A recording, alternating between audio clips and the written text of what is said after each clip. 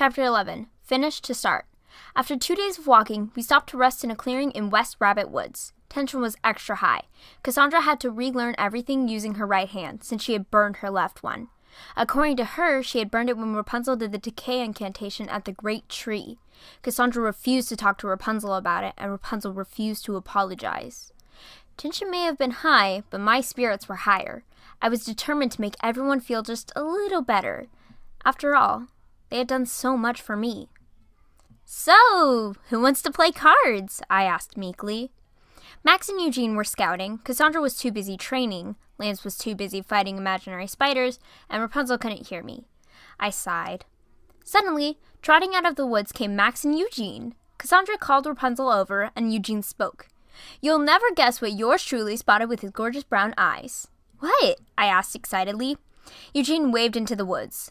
"Follow me," he said, walking. We followed him to find the caravan.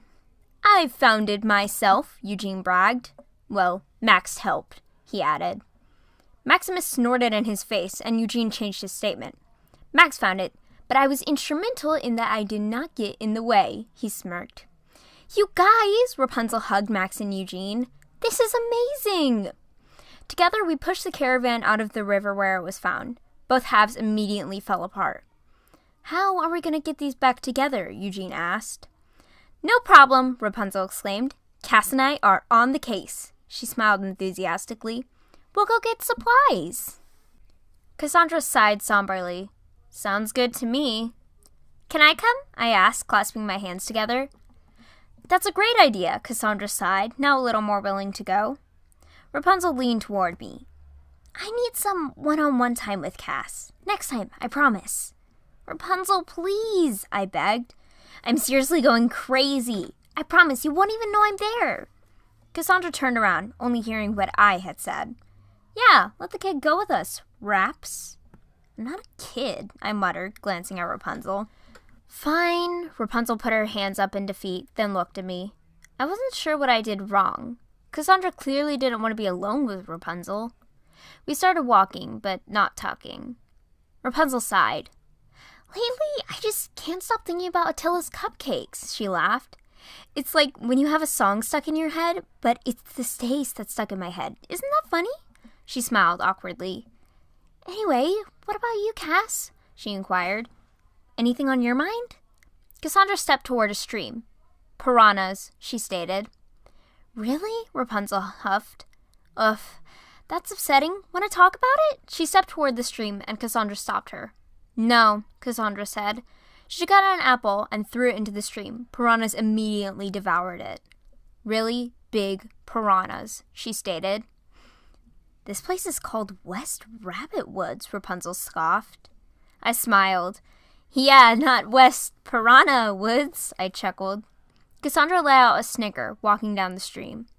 "We'll have to use these trees to get across." Rapunzel scooped me up and swung us both across.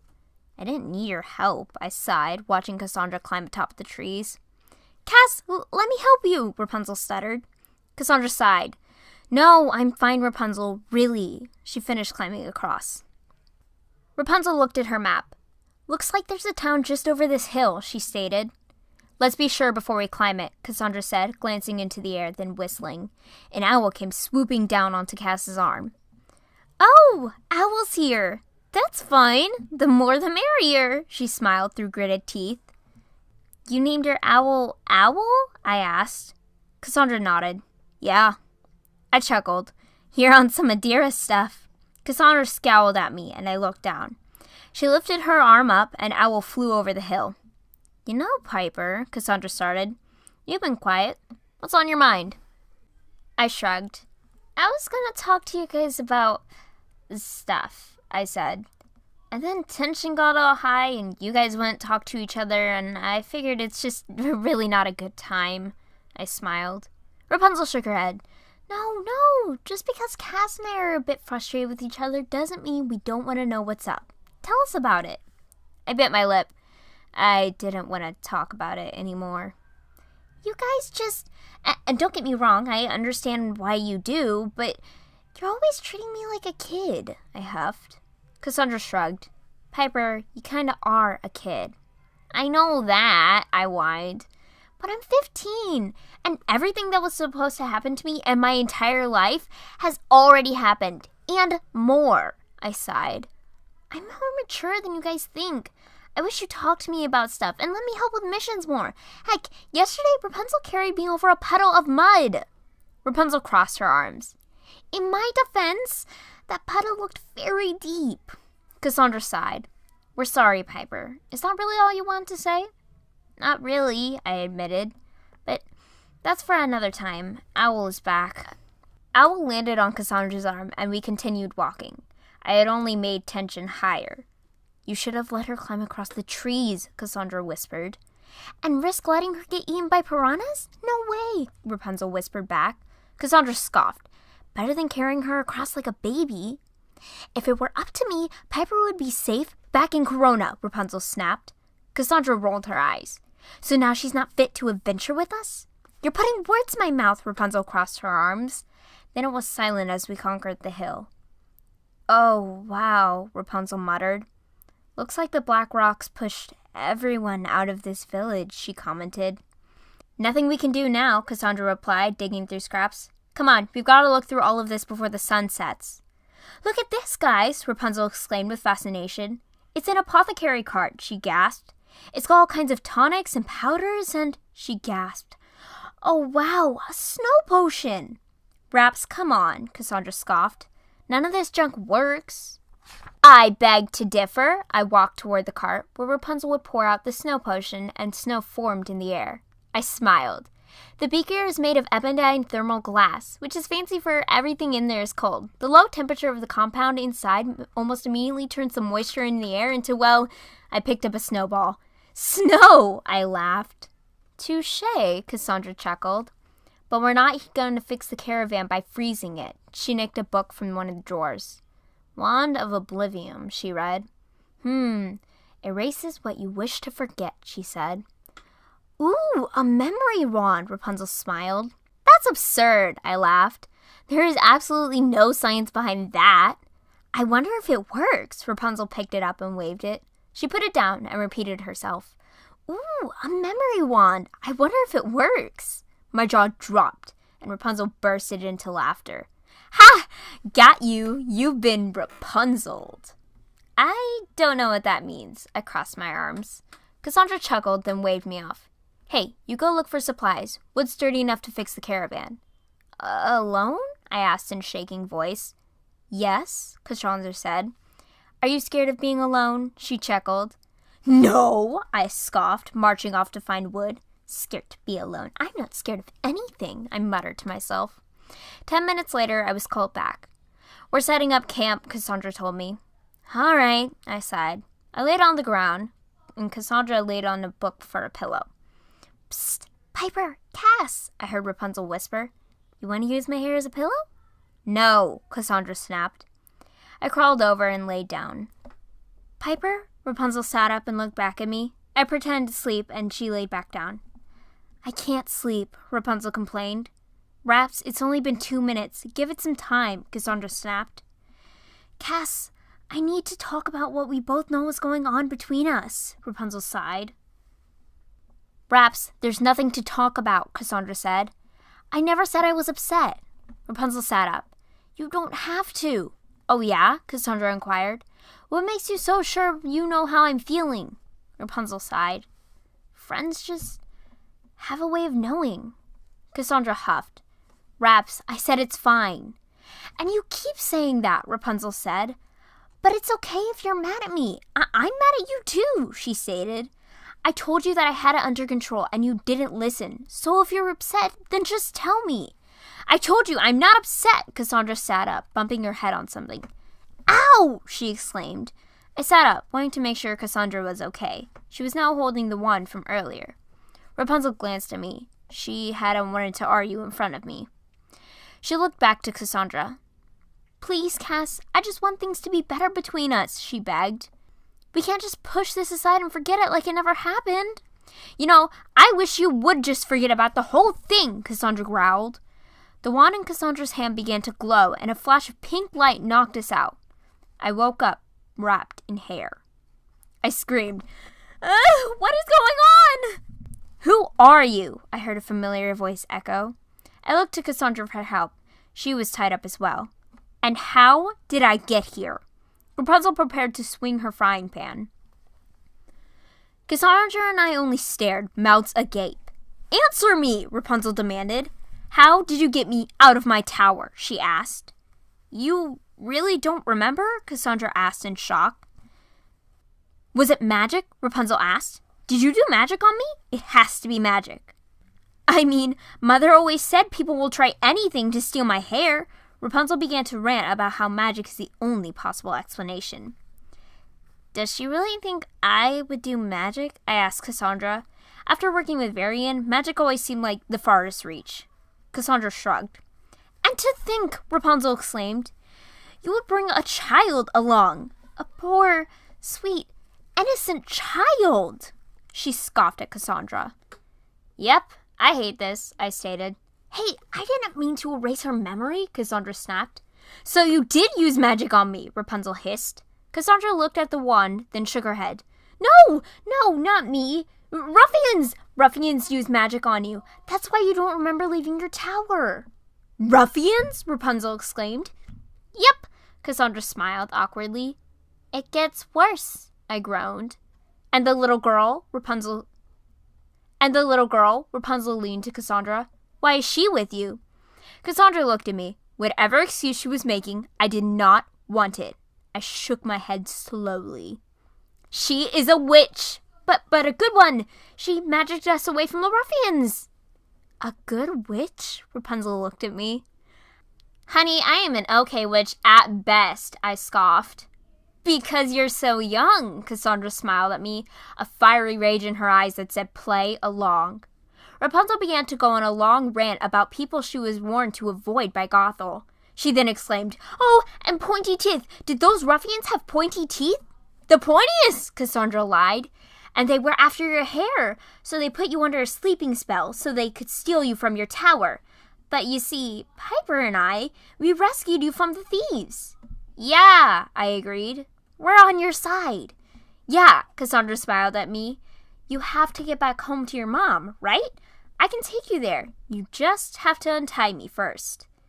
How do I know I can trust you? Rapunzel stepped forward to Cassandra.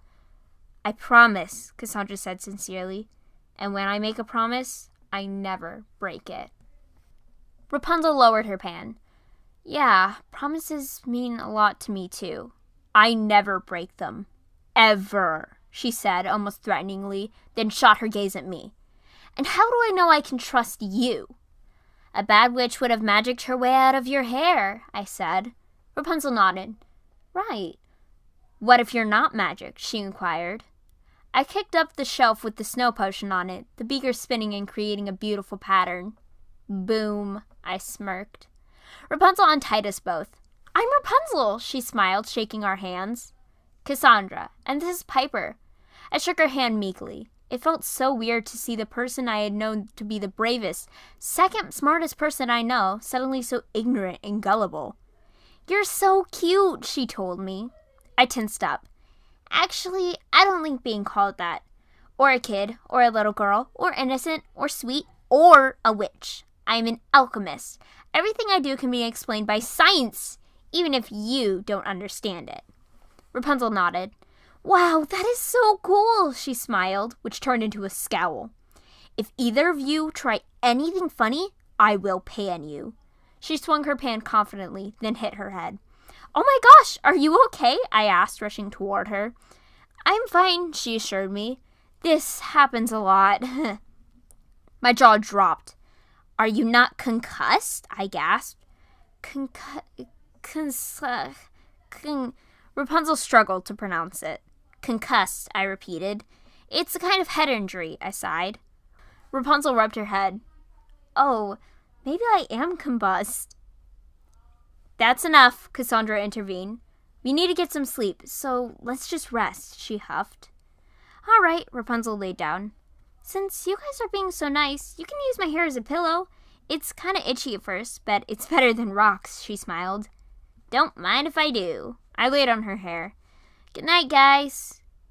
Good night, friends," Rapunzel muttered as she drifted off. "Finally, peace and quiet," Cassandra sighed, laying on her book. Owl hooted. "Owl is right," I sat up. "We have to tell her." Cassandra groaned. "No, not you too. Just go to sleep. We'll talk about it in the morning." I laid back down reluctantly, sighing. We woke up early, the sun overhead. I sat up to see my hair covered in dirt. Rapunzel was gone. "Rapunzel?" I gasped. "Over here," she called from across the road. I sighed in relief and watched Cassandra get up. "Keep an eye on her. I'll work on fixing this," Cassandra demanded. "Yes, sir," I said, walking over to Rapunzel. "Hi, Piper," she smiled. I waved and sat down next to her, fiddling with some things. Usually this wouldn't make Rapunzel think twice. I was the tinker girl. Messing with random stuff to make new stuff was kind of my thing. But this Rapunzel was so different. "What's up?" She sat down next to me. "Huh?" I looked up. Nothing," I shrugged, continuing to do what I was doing. She gave me a strange look. "Are you sure?" she asked. "You seem kind of anxious. You all right?" "Yeah," I scooted away from her. Rapunzel shook her head. "I won't have it. You're my new friend. I demand to know what's bothering you." "Why does everyone want to talk about feelings?" I groaned. "I'm fine. Cass and I worked it out. She said she wouldn't treat me like a kid anymore." Rapunzel shrugged. "Do you believe her?" I bit my lip. "Not really, but that's not what's bothering me." Rapunzel dramatically sprawled across the ground. She reminded me of myself. "Tell me," she begged. "Fine," I caved. I miss my friend," I admitted. "Your friend?" Rapunzel sat up. "Why do you miss them?" Well, he treated me badly, but he was the closest thing I ever had to family," I sighed. Rapunzel looked at Cassandra. "Isn't Cass your family?" "She wants to be," I huffed. "But she doesn't listen, and I drifted off. "Our other friend, she doesn't want to admit I'm grown up. Varian was the only person who looked at me and just saw who I am. Everyone else looks at me and sees this kid who couldn't even look Eugene in the eye when I was supposed to be attacking him." Rapunzel blinked. "Who is Eugene?" I smiled. "Someone you'd like." "Let's get a move on," Cassandra demanded, handing me a book. "Hold that for me." "Rude," I commented as we walked. We went over to the destroyed town's border, and Rapunzel stopped. Rapunzel sighed.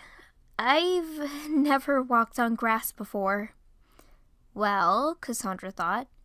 "I'm sure you'll do great." She extended her hand. My face must have lit up because Rapunzel looked at me expectantly. "How about this?" I proceeded to take off my boots and socks. "Now we can walk on it together." Cassandra facepalmed, and Rapunzel excitedly pranced onto the grass. I gave Cassandra a smirk as we continued on. Rapunzel jumped back. "Wait!" she exclaimed. "There's no lava around here, right?" "No, lava-free," Cassandra assured her. We began our venture as Cassandra collected the ingredients to cure the wand's effects. Halfway through their list, Rapunzel stopped her. "What's that?" A cookbook," Cassandra lied. "I'm making soup." "Oh, I love soup," Rapunzel smiled. "Mother always makes it for me for my birthday. She uses this special spice called min. It has this bright blue flower, and it's super good. We should get some." "No, it'd be too much trouble and take us away from the mission to get you back to your tower," Cassandra said. "Oh, okay then," Rapunzel smiled mischievously. Cassandra turned around after collecting some tree sap. "That's the last ingredient. Now let's—" "Where is Rapunzel?" I shrugged. "Wasn't my turn to watch her." "Yes, it was!" Cassandra yelled. She then looked up to see Rapunzel climbing a mountain. "Stay here," she commanded. She climbed up the mountain and saved Rapunzel from a near-death fall. "I'm sorry," Rapunzel said as they approached me. "The min was right there, and I really wanted you to have it." "It's not a big deal, Raps," Cassandra sighed. "Saving my life is a big deal," Rapunzel exclaimed. "You guys have done so much for me. I wanted to thank you. I don't know what I'd do here without you." "Okay," Cassandra sighed. "That's enough for one day. We'll head north to the tower in the morning." We found a clearing and set up camp. Cassandra made the cure, adding some mint just for Rapunzel. Will that affect the spell? I asked. I thought you didn't believe in magic, Cassandra mocked. I do, I yelled. Now, magic is just science you can't explain. Yet. I smiled. Cassandra smiled back as Rapunzel approached. Soup smells good, she smiled, sitting next to Cassandra. It needs to simmer overnight, Cassandra stated. We can taste test it in the morning, then head back to the tower. Sure, Rapunzel agreed. But maybe a small part of me doesn't want to go back to the tower? Oh, it feels so good to get that off my chest, she sighed. The world is such an amazing place, and I don't know if I'm ready to give it up. And I feel bad saying that. My mother only wants the best for me. Sure, the world can be kind of dangerous sometimes, but isn't that what makes it exciting? Why are you telling me this? Cassandra asked. Because we're friends, Rapunzel looked at me. Friends confide in each other, right? Cassandra sighed in dismay, and Rapunzel stood up. Well, good night. She walked off. So Rapunzel was always this touchy-feely? I asked. Cassandra nodded. I guess, she laughed. Rapunzel marched back into the clearing. You're not taking me back to the tower, are you? What are you talking about? Cassandra asked. You said we're headed north, but we're not, she growled.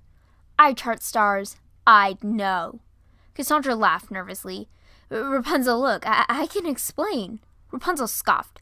And why don't I remember drawing this? She lifted a drawing of Cassandra as some kind of angry monster.